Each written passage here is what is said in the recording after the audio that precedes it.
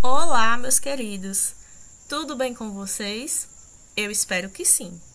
Sou a professora Luciana e essa semana estarei trazendo mais uma aula para vocês. E nessa semana, o assunto que iremos estudar é temperatura, calor e efeito estufa. É um conteúdo que vocês já viram no ano passado e estaremos revisando, certo? Mas antes de iniciar a nossa aula, vamos aqui relembrar alguns cuidados de prevenção contra o coronavírus. Use máscara ao sair de casa, use álcool em gel 70%, lave bem as mãos, mantenha o distanciamento social, desinfecte bem os objetos pessoais e só saia de casa se necessário. Fique ligado também nos sintomas: febre, tosse seca, dor de garganta e dificuldade para respirar. Lembrem-se, o melhor cuidado é a prevenção. Então, vamos iniciar a nossa aula. Escala de temperatura. Ao medir a temperatura da atmosfera de sua casa, você não está simplesmente registrando a sensação térmica que seu corpo sente. Na verdade, está medindo a energia cinética das partículas de gás em sua casa. A temperatura se eleva na medida em que se aumenta a velocidade de movimento das partículas.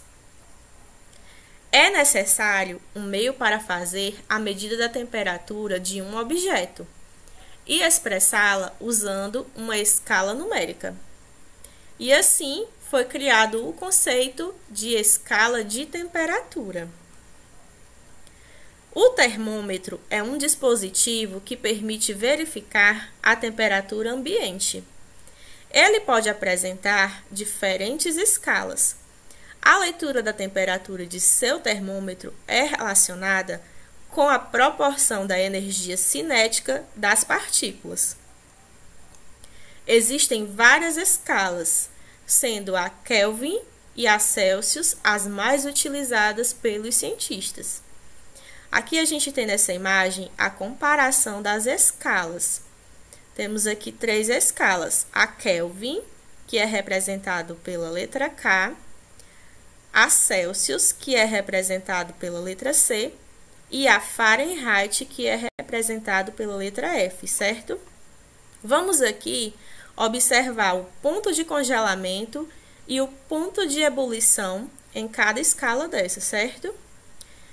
Então, aqui vamos observar que o ponto de ebulição da água na escala Celsius é 100 graus, certo? Já que na escala Kelvin é 373 a medida, e aqui na escala Fahrenheit é 212, certo? 212 Fahrenheit. Já que o ponto de congelamento da água na escala Celsius é 0, na escala Kelvin é 273 e na Fahrenheit 32, certo? Calor e troca de calor. O calor é um tipo de energia que pode ser transferido de um corpo para o outro quando existe diferença de temperatura entre eles. A transferência ocorre de um corpo de maior temperatura para outro de menor até atingir o equilíbrio térmico.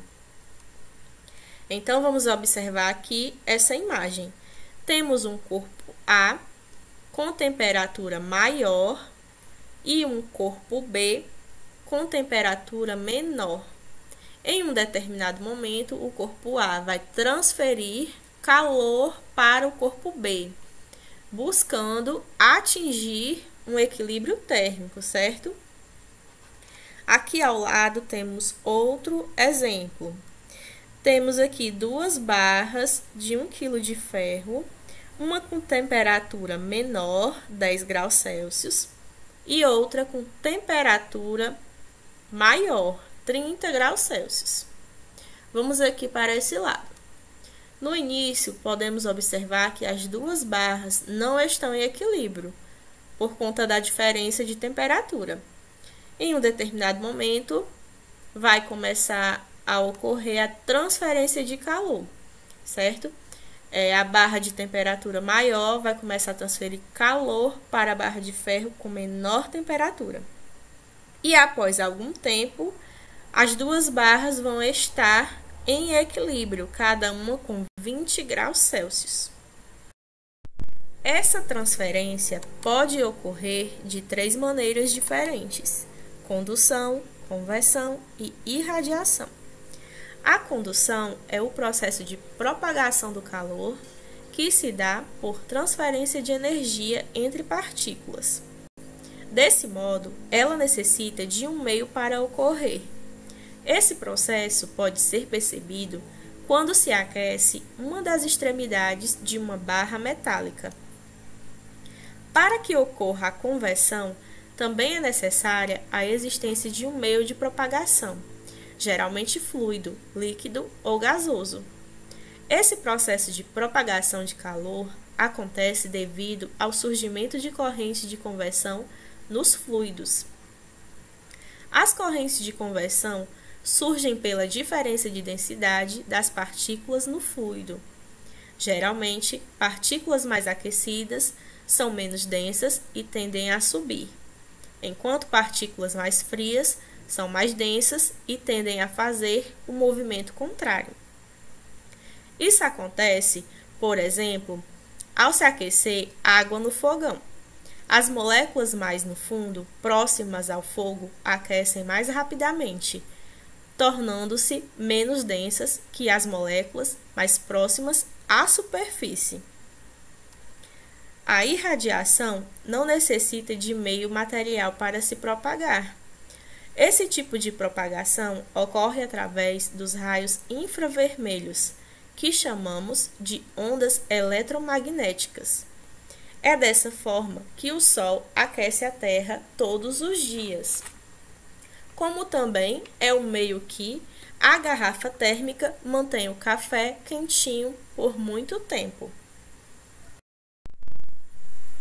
Se um material qualquer retardar o equilíbrio térmico entre dois corpos, dizemos que esses materiais são isolantes térmicos. Não existe um material que isole de modo perfeito e impeça completamente a troca de calor, mas existem materiais que na prática retardam bastante essa troca. Aqui temos exemplos de materiais isolantes, como a borracha, a fita isolante, a caixa térmica e a garrafa térmica. Se, por outro lado, um material favorece a troca de calor entre dois corpos, então ele é denominado condutor térmico. Embora não exista um material que conduza de modo perfeito o calor, há vários exemplos que atuam como bons condutores de calor, como podemos observar aqui nessa imagem, tá? Alguns materiais condutores, como o ouro, o latão, o alumínio, o ferro, a prata, o cobre, o chumbo, o aço e o bronze. Quando a troca de calor ocorre entre dois corpos em contato direto ou que estejam unidos por um material condutor de calor, o processo é chamado de condução térmica. No processo de condução térmica, não há movimentação de material de um corpo para o outro. Há apenas transporte de energia, ou seja, transferência de calor. Denomina-se como conversão térmica o processo de transferência de calor que acontece graças à movimentação de um material. Vamos perceber isso nesse primeiro esquema. O material que se move pelo ambiente é o ar, e com o movimento, o calor é distribuído pelo cômodo. A movimentação do ar mais quente e mais frio cria as chamadas correntes de conversão. Como podemos observar aqui nesse esquema ao lado, não é só no caso dos gases que pode ocorrer conversão. Com líquidos também pode. Quando se leva ao fogo uma panela com água, estabelecem-se correntes de conversão nesse líquido.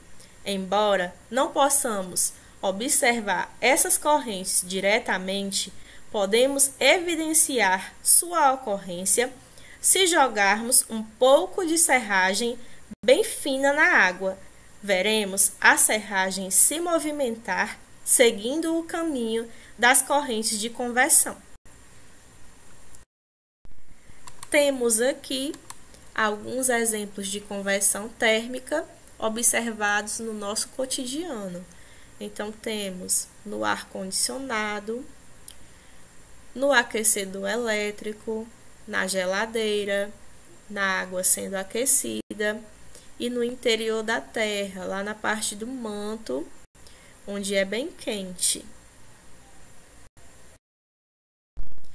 Ao contrário dos outros dois processos, condução e conversão, a irradiação permite transferência de calor, mesmo que os corpos estejam separados por vácuo, ou seja, separados por uma região em que não há material algum.